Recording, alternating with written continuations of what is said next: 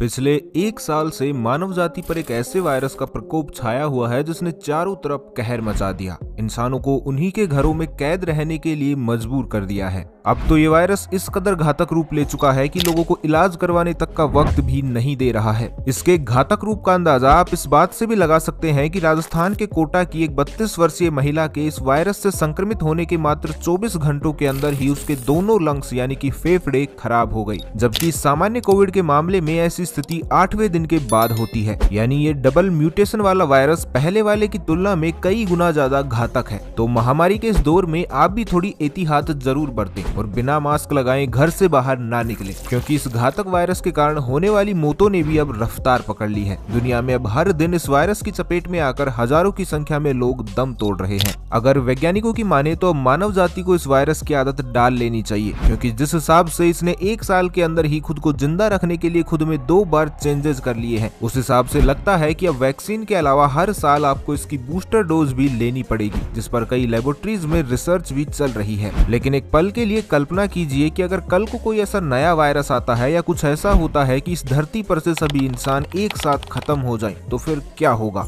तो चलिए आज आपको इंसानों के बिना धरती के भविष्य की एक झलक दिखाते हैं। हमारी दुनिया की कुल आबादी 7.6 अरब है। हालांकि इतनी आबादी का एक साथ दुनिया से खत्म हो जाना लगभग नामुमकिन ही है, लेकिन चलिए फिर भी एक बार के लिए मान लेते हैं कि दुनिया में अब एक भी इंसान मौजूद नहीं है। तो अब कैसी होगी हमारी धरती। डे फर्स्ट, इंसानों के खात्मे के बाद पहले ही दिन हमारी धरती पर विनाश जैसा मंजर होगा। इंसानों द्वारा बनाई गई हर चीज बेलगाम हो जाएगी। धरती पर आवागमन पूरी तरह से थम जाएगा। इंसानों के धरती पर न होने की वजह से बिजली की सप्लाई भी पूरी तरह से बंद हो जाएगी, क्योंकि इन इलेक्ट्रिक पावर प्लांट्स को इंसानों द्वारा ही मेंटेन किया जाता है। अब जाहिर सी बात है कि अगर इंसान ही नहीं होंगे तो इन पावर प्लांट्स को कंट्रोल भी नहीं किया जा सकेगा और समूचे विश्व में अंधेरा छा जाएगा। इंसानों की दुनिया से चले जाने के 48 घंटे के बाद का नजारा तो और भी भयावह होगा, और ऐसा इसलिए होगा क्योंकि हमारी दुनिया में कुल 435 न्यूक्लियर स्टेशन हैं और इन न्यूक्लियर प्लांट्स को शांत रखने के लिए कूलिंग प्लांट्स में पानी की जरूरत होती है। पानी को टावर तक पहुंचाने के लिए एक पंप की जरूरत पड़ती है और उस पंप को काम करने के लिए बिजली की जरूरत होती है। लेकिन बिजली तो पहले ही दुनिया से गुल हो चुकी है, इसलिए बिना बिजली के न्यूक्लियर प्लांट का टेम्परेचर सामान्य से कई गुना ज्यादा तक बढ़ जाएगा। ऐसे में इन न्यूक्लियर रिएक्टर्स में यूज किए जाने वाले यूरेनियम के अनियंत्रित अवस्था में आ जाने के कारण न्यूक्लियर पावर प्लांट में विस्फोट हो जाएगा और इसका रेडिएशन बाहर चारों तरफ वायुमंडल में फैलने लगेगा। प्लांट के आसपास की जमीन सालों के लिए बंजर बन जाएगी और उसके आसपास रहने वाले सभी जीवों का सफाया हो जाएगा। लेकिन अब भी पहाड़ों, जंगलों, समुद्रों और दूर दराज के इलाकों में इस रेडिएशन का कोई फर्क नहीं पड़ेगा। इंसानों के अंत के 2 से 3 हफ्ते बाद की कहानी अब एक नया मोड़ लेगी, क्योंकि इंसानों की प्रजाति के आखिरी 5-7 लोग जो कि अभी तक इंटरनेशनल स्पेस स्टेशन में जिंदा थे, वो भी अब खत्म हो जाएंगे। दरअसल इंटरनेशनल स्पेस स्टेशन एक रिसर्च सेंटर है जिसे पृथ्वी की निकटवर्ती कक्षा में स्थापित किया गया है। इंटरनेशनल स्पेस स्टेशन बाहरी अंतरिक्ष में रिसर्च यानी कि अनुसंधान का काम करता है और इसमें 5 से 7 लोग हमेशा काम करते हैं, लेकिन ये लोग भी अब खत्म हो जाएंगे। ऐसा इसलिए होगा क्योंकि इस वायरस की सक्रियता के कारण अब ये लोग धरती पर तो वापस आ नहीं सकेंगे और पृथ्वी से इनको खाना पानी पहुंचाने के लिए अब कोई बचेगा नहीं। ऐसे में भूख के कारण ये लोग भी दम तोड़ देंगे। इस तरह दशकों से दुनिया पर राज करती आ रही मानव सभ्यता पूरी तरह से नष्ट हो चुकी होगी। ऐसे में धरती की हर एक चीज पर एक बार फिर पहले की तरह ही यहाँ के छोटे बड़े जानवरों का राज हो जाएगा। उन्हें अपना भोजन पानी भरपूर मिलने लगेगा। वो जैसे चाहे जहाँ तक चाहे घूम सकेंगे और वो भी बिना किसी रोक टोक के।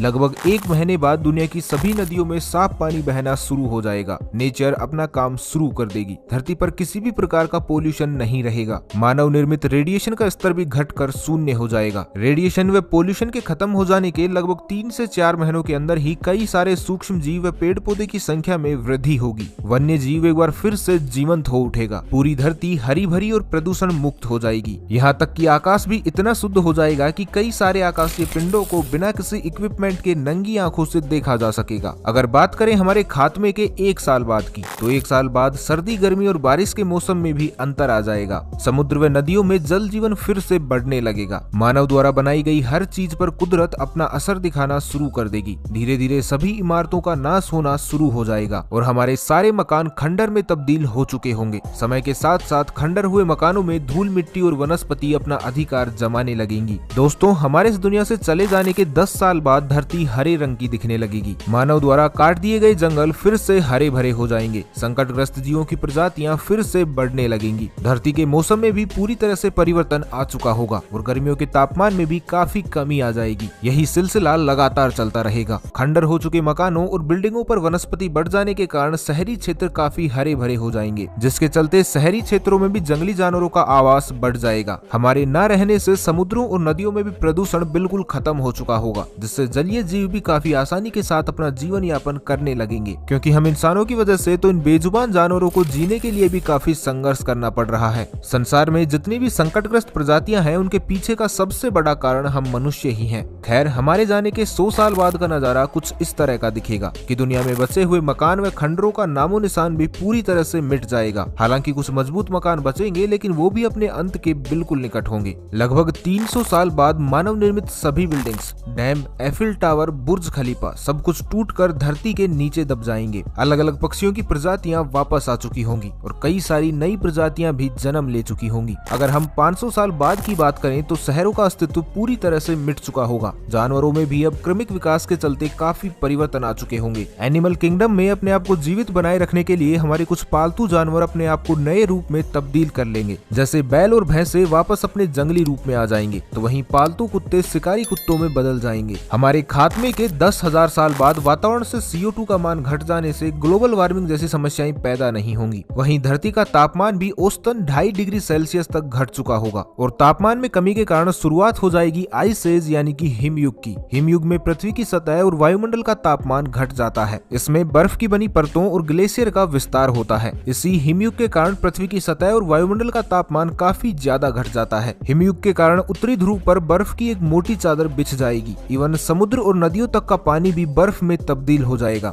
अब अगर आप हमारे खात्मे के 50,000 साल बाद का नजारा देखें तो इस समय तक धरती का रूप पूरी तरह से बदल चुका होगा। न्यूक्लियर रिएक्टर्स का जो कचरा हम इंसानों द्वारा जमीन में दफनाया गया था, वो पूरी तरह से खत्म हो चुका होगा। अब ऐसा प्रतीत होने लगेगा जैसे धरती पर इंसानों की नस्ल कभी मौजूद ही नहीं थी। 1 लाख साल बाद का नजारा तो और भी देखने लायक होगा, क्योंकि वायरलेस कनेक्शन के द्वारा शोध किए जाने के बाद हम इंसानों द्वारा ट्रांसमिटेड किए गए रेडियो, टेलीविजन और रडार सिग्नल जो स्पेस से भेजे गए थे, अब वो प्रकाश की गति से हमारी गैलेक्सी की सीमा को पार कर चुके होंगे। जब ये सिग्नल हमारी गैलेक्सी की सीमा को पार कर रहे होंगे तो उस दौरान ये हो सकता है कि कोई एलियन सभ्यता इन सिग्नल को कैच कर ले। और ऐसा इसलिए मुमकिन है क्योंकि हमारे सोलर सिस्टम यानी कि सौर परिवार में सिर्फ 8 ग्रह ही मौजूद हैं, लेकिन हमारी गैलेक्सी में तो ऐसे हजारों ग्रह मौजूद हैं। इन प्लैनेट्स पर भी हमारे जैसे ही दूसरे जीव रहते होंगे, जिनके बारे में हमें कोई अंदाजा नहीं है। भले ही वो हमारे लिए एलियन हो, लेकिन हम भी उनके लिए किसी एलियन से कम नहीं होंगे। लेकिन उनके जीवन जीने की परिस्थितियां और अंतरिक्ष का विस्तार देखकर शायद वो यहाँ तक कभी ना पहुँच पाए। हमारे खात्मे के 10 करोड़ साल बाद धरती पर कुछ रोचक घटना घटेगी। दरअसल 10 करोड़ साल बाद मानव सभ्यता का स्थान लेने के लिए कई जीव आपस में लड़ झगड़ रहे होंगे, लेकिन इस जंग में सफल होने के सबसे ज्यादा अवसर चिंपैंजी के ही होंगे, क्योंकि चिंपैंजी और मानव का जेनेटिक ब्लूप्रिंट यानी कि आनुवंशिकी खाका या यूं कहें कि आनुवंशिकी लक्षण लगभग 98% तक मैच करते हैं। तो ये पूरी संभावना है कि चिंपैंजी के क्रमिक विकास से अब तक इंसानों और चिंपैंजी के बीच का ये 2% का अंतर भी मिट चुका होगा। और इस बात में कोई हैरानी नहीं होगी कि अपने क्रमिक विकास के चलते वे एक दिन इंसानों के ही रूप में परिवर्तित हो जाएंगे। हालांकि 10 करोड़ साल बाद तक हम इंसानों के निशान इस धरती से पूरी तरह मिट चुके होंगे। यहाँ तक कि चंद्रमा पर पड़े इंसानों के कदमों के निशान भी तरह तरह के उल्कापिंडों के टकराने से बनी राख की वजह से मिट जाएंगे। लेकिन अब भी हम इंसानों के अस्तित्व को बताने के लिए धरती पर एक चीज जरूर मौजूद रहेगी, और वो है टाइम कैप्सूल।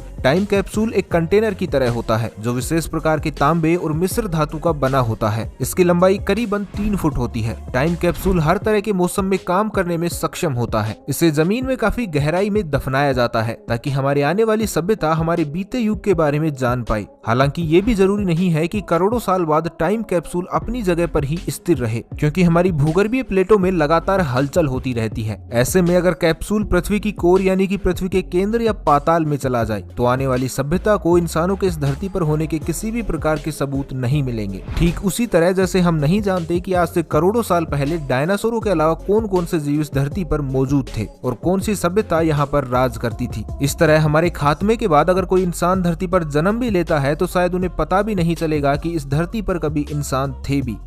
इस वीडियो को देखने के बाद आप ये तो समझ गए होंगे कि इंसानों के इस धरती से चले जाने के बाद ये धरती पूरी तरह से स्वच्छ और सुंदर हो जाएगी, प्रकृति पूरी तरह से अपनी हुकूमत चलाने लगेगी और जंगली जीव भी अपना जीवन यापन आसानी से कर पाएंगे। हालांकि हम आपको पहले ही बता चुके हैं कि धरती पर इंसानों का पूरी तरह से खात्मा होना लगभग असंभव है, लेकिन एक कड़वा सच ये भी है कि अगर इंसान ऐसे ही औद्योगिकरण की रेस में लगा रहा और प्रकृति के मूल रूप से ऐसे ही खिलवाड़ करता रहा तो आने वाले 500 सालों में धरती पर से ये वन्य जीव पूरी तरह से खत्म हो जाएंगे। अगर आज हम ये बात नहीं समझे कि धरती सिर्फ इंसानों के लिए ही नहीं बल्कि अन्य जानवरों के लिए भी है तो आने वाले कुछ सालों में ही उनका नामो निशान इस दुनिया से मिट जाएगा। हमें ये समझने की भूल कतई नहीं करनी चाहिए कि ये धरती केवल हम इंसानों की है, लेकिन हम लगातार ऐसा ही करते जा रहे हैं और अपने महाविनाश को आमंत्रण दे रहे हैं, क्योंकि ये सारा सिस्टम एक दूसरे से लिंक है। अगर जानवर विलुप्त होते हैं तो इंसानी सभ्यता का अंत भी निश्चित है।